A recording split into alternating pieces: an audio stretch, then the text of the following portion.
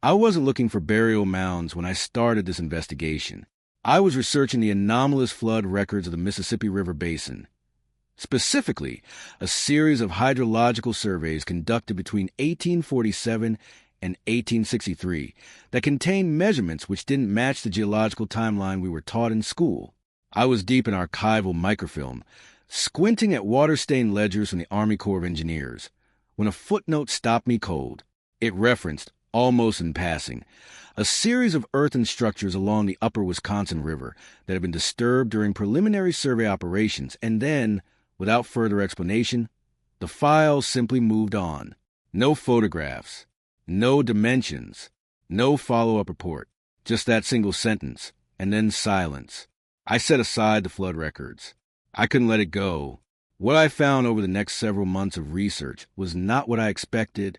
I expected local folklore, amateur archaeology, the usual fringe territory. What I found instead were official expedition reports from credentialed institutions, sworn affidavits from licensed surveyors, newspaper accounts from publications that still exist today, all describing something that the current academic consensus has quietly agreed to stop discussing. The burial mounds of Wisconsin were not simply burial mounds. The dimensions were wrong. The skeletal remains inside were wrong. And the sequence of events that followed their opening, the documentation, the removal, the reclassification, the silence, followed a pattern so consistent, so deliberately structured, that the official explanation began to collapse the moment I started laying the documents side by side. This is what I found. The first physical record I located came not from a university archive, but from the Smithsonian Institution's own annual reports, documents that are, technically, public record, filed to Congress, available to anyone who knows where to look. The 1873 annual report of the Bureau of Ethnology contains a survey conducted by field agent Increase Lapham in the effigy mound regions of southern Wisconsin. Lapham was a meticulous man. His notes are precise, formatted, cross-referenced, and in those notes, buried between topographical sketches and soil composition tables, he describes the interior dimensions of several open mounds near the town of Prairie du Sac with an exactness that I found immediately troubling.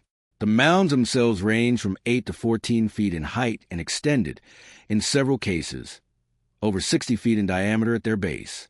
That alone is not anomalous. Earthen mounds of similar scale exist across the Ohio River Valley. What is anomalous are the burial chambers described within. Lapham records stone-lined sealed chambers, with ceiling heights of between 6 and 8 feet, oriented consistently along a northeast-southwest axis, regardless of the terrain surrounding them.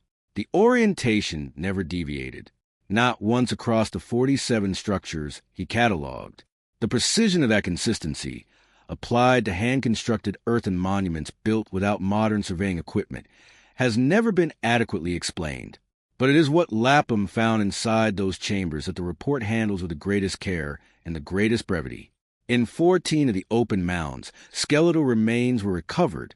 The report describes these remains in clinical language, of unusual proportion, significantly exceeding the average frame of contemporary indigenous populations, and in one entry that I read 3 times before I trusted my own eyes, the femoral length suggesting a living stature of no less than 7 feet and 4 inches.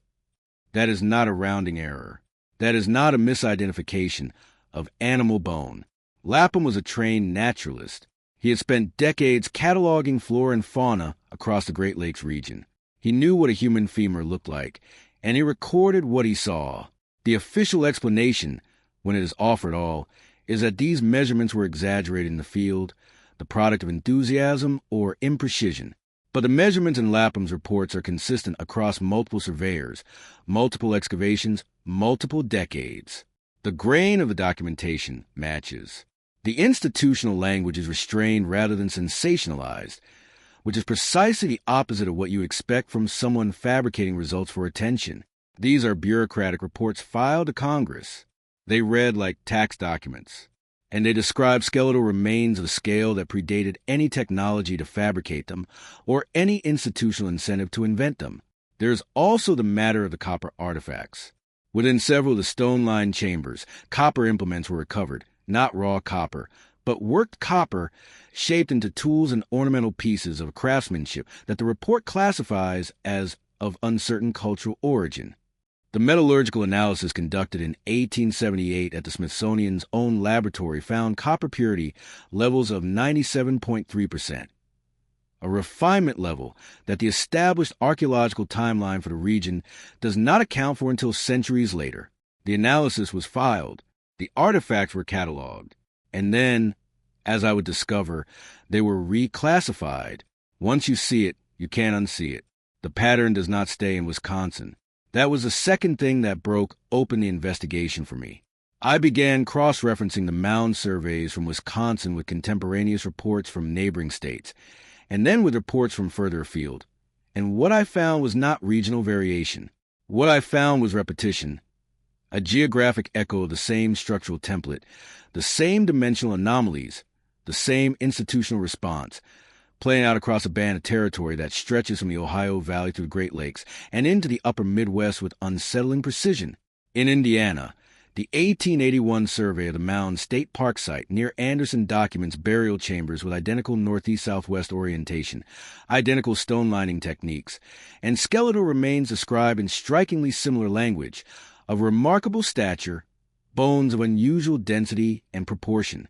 In Illinois, the Dixon Mounds excavations of the early 1900s produced remains and artifact assemblages that were eventually removed from public display in 1992 following what officials described as requests from Native American communities, a decision I am not in a position to dispute on its own terms, but which had the secondary effect of removing the most anomalous material from independent examination. In Minnesota, the Browns Valley Man site, excavated in 1933, produced skeletal remains estimated at over 7 feet in height that were subsequently transferred to University of Minnesota, where they were reclassified and are no longer available for independent study. The measurements across these sites are not approximate. They cluster. The chamber heights fall consistently between 6 and 8 feet. The femoral lengths cluster between 22 and 26 inches, proportions that correspond, in living individuals, to heights between 7 and 8 feet. The copper purity levels across multiple sites fall in the same narrow band above 95%. The northeast-southwest orientation appears in structures across a geographic range of over 800 miles, built by populations that, according to the official timeline, had no contact with one another. The pattern repeats with unsettling precision. And when I began to map these sites, not just the excavated ones, but the surveyed ones, the noted ones, the ones that appear in county records and land surveys and railroad construction logs from the 1840s to the 1880s, a corridor emerged, a dense, deliberate corridor of these structures running through the upper Midwest, clustered along river systems, oriented to the same astronomical axis, built to a scale that the official narrative of pre-Columbian North America does not account for. Who were they built for? The name Tartaria appears on European maps beginning in the late medieval period and continues, with remarkable consistency, through the 1700s.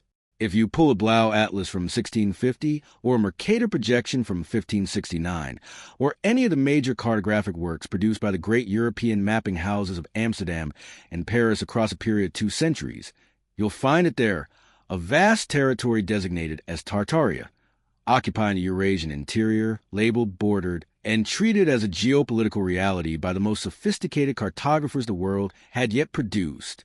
Not a legend, not a myth, a named, mapped, administered territory that appears on the official records of European civilization for centuries. And then, in the span of roughly a generation, it disappears. Not conquered, in the conventional sense. There is no single war, no treaty, no succession of events that the historical record marks as the end of Tartaria. Not renamed. The territories it occupied are not absorbed under a new label in any clean, traceable sequence. It is, in the most precise term I can apply, erased. The maps change. The references thin. The administrative records of the regions that once fell under that designation are restructured, reclassified, reassigned to the emerging nation-state framework of the 19th century. And by 1850, Tartaria is an anachronism, mentioned occasionally by historians as a vague medieval geographic concept, stripped of all the political and cultural weight it carried on maps printed just a century before. I raise Tartaria here because of what the architectural researchers, the ones working outside mainstream academic channels, have begun to document with increasing specificity. The construction style of the anomalous buildings that appear across the world in the 1700s and early 1800s, the ones too large, too ornate, too technically sophisticated for populations that supposedly built them from scratch, shares a formal vocabulary, a grammar of proportion and ornament, and that grammar, when traced backward to the available records, points not at any of the established Western architectural traditions we are taught, but to a source that the maps of that era would place squarely within Tartaria's boundaries. The connection to the Wisconsin mounds becomes impossible to ignore when you consider the timeline. The mound excavations begin in earnest in the 1830s and 1840s, precisely the decades during which the physical and administrative remnants of whatever Tartaria represented were being systematically reclassified across the globe. The skeletal remains, the copper artifacts with their anomalous purity, the chambers built to dimensions no official history accounts for. These are not the remnants of a primitive culture. They are the remnants of something that someone, at a very specific moment in history, decided the emerging world did not need to know about. The newspaper record is where this investigation became impossible for me to dismiss, because newspapers, unlike archaeological reports, unlike institutional archives, were public documents. They were printed in thousands of copies. They circulated. And in the regional papers of the upper Midwest from roughly 1850 to 1910, the mound excavations were not secret. They were news. The Wisconsin State Journal, 1855, carried a report from a surveying team near the town of Baraboo describing the opening of a mound that contained, in the reporter's direct language, bones of a man of prodigious size, the skull alone measuring several inches beyond the compass of any head the surveyor had previously encountered. The article was matter-of-fact. It was not sensationalized. It treated the discovery the way a local paper treats a road survey or a court proceeding, as a factual item of public interest. The Chicago Inter-Ocean, 1871, ran a longer account of excavations along the Rock River in northern Illinois, describing the recovery of skeletal remains of a race of men apparently far exceeding in physical stature any known to current science, along with copper and stone implements of a workmanship the reporter described as inconsistent with the primitive character usually attributed to the mound builders. The article referenced a report sent to the Smithsonian Institution. I searched for that report. I cannot find it. The Milwaukee Sentinel, 1883, published a letter from a county assessor who had witnessed the excavation of a mound near Waukesha during a drainage project. He described 2 chambers, stone-lined intact, containing 3 sets of skeletal remains. The smallest of 3, he wrote, withstood not less than 6 feet and 8 inches in life. The letter asked, with a plainness I found striking, why such findings were not receiving scientific attention. The paper printed it, without editorial comment. The St. Paul Pioneer Press, 1896, carried a brief notice, only 4 sentences, stating that skeletal remains recovered from mounds in western Wisconsin had been forwarded to Washington for examination, and that no further statement would be issued pending review. No further statement was ever issued. I checked every issue of that paper through 1902. The Fond du Lac Commonwealth, 1908, reported the discovery of a collapsed mound during construction of a rail line, and described recovery of unusual bones and worked metal objects that were collected by a representative of a federal survey team and removed from the site. The construction foreman was interviewed. He said he had been told not to discuss what was found. After approximately 1920, the reports stop. The excavations continue. Mounds were opened throughout the 20th century, but the newspaper accounts no longer describe anomalous remains. The language changes. The dimensions disappear. The photographs of the open chambers, which had appeared occasionally in regional papers through the 1910s, cease entirely. The pattern is too consistent to ignore. Let me propose something that sounds absurd until you examine the evidence. What if the mounds of Wisconsin and the broader network of earthen structures across the upper Midwest were not primarily burial sites?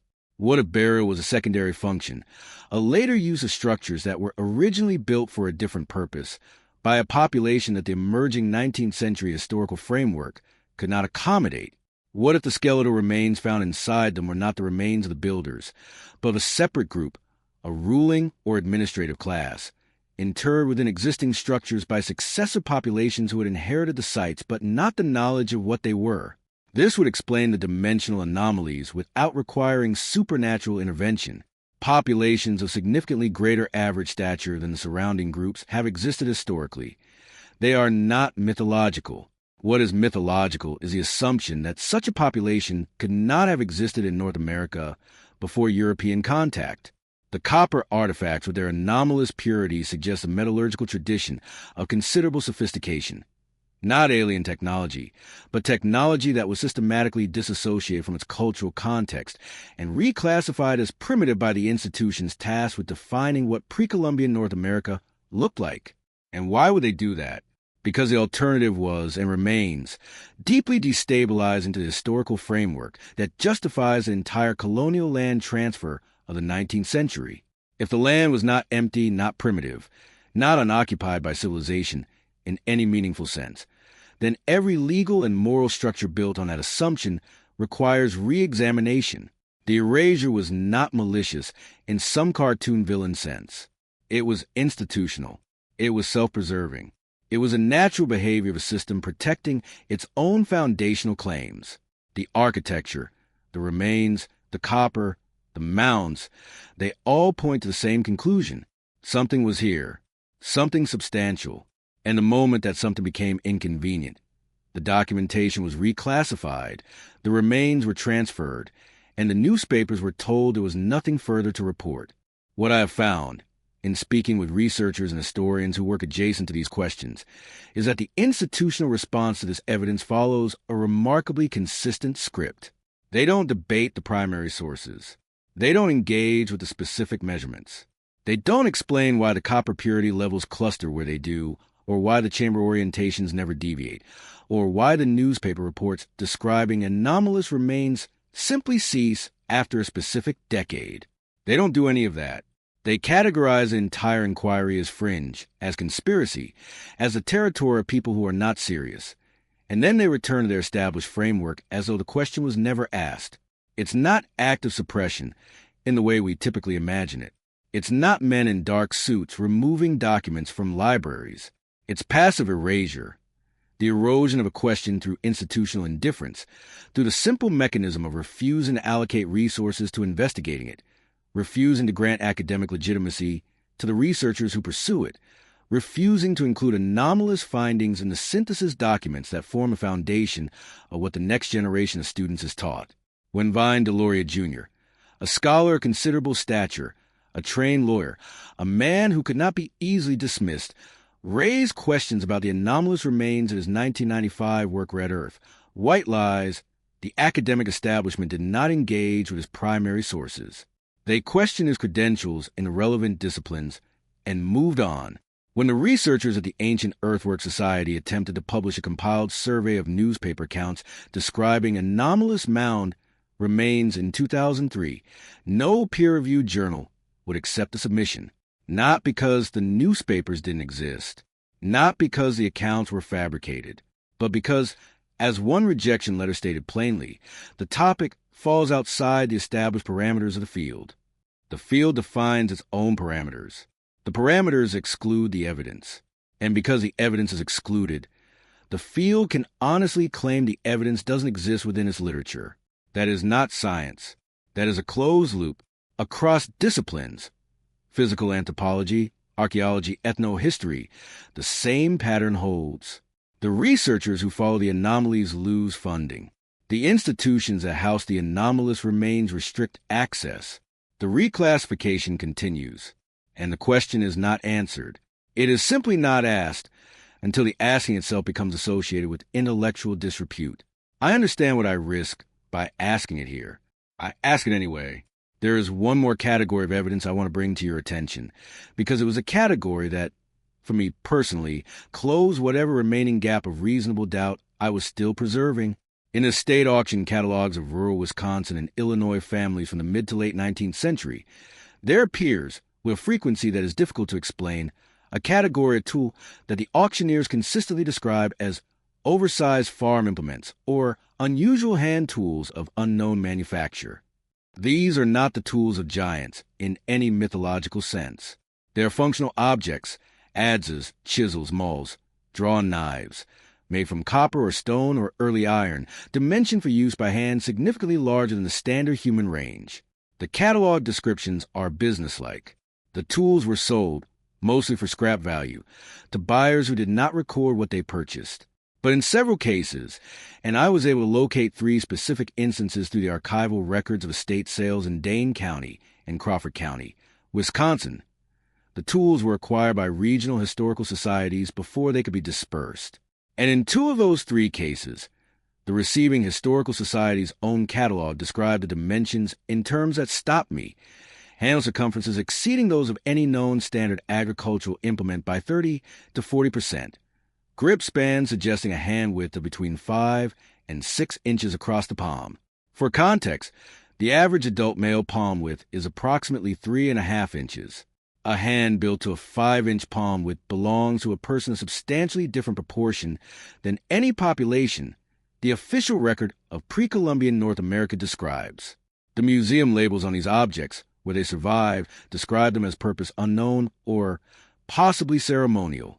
The university researchers who examined them in the 1940s, when several were brought to the University of Wisconsin for study, produced a report that classified them as agricultural implements of non-standard construction, origin uncertain.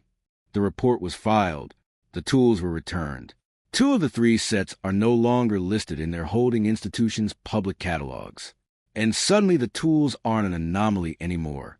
They are confirmation.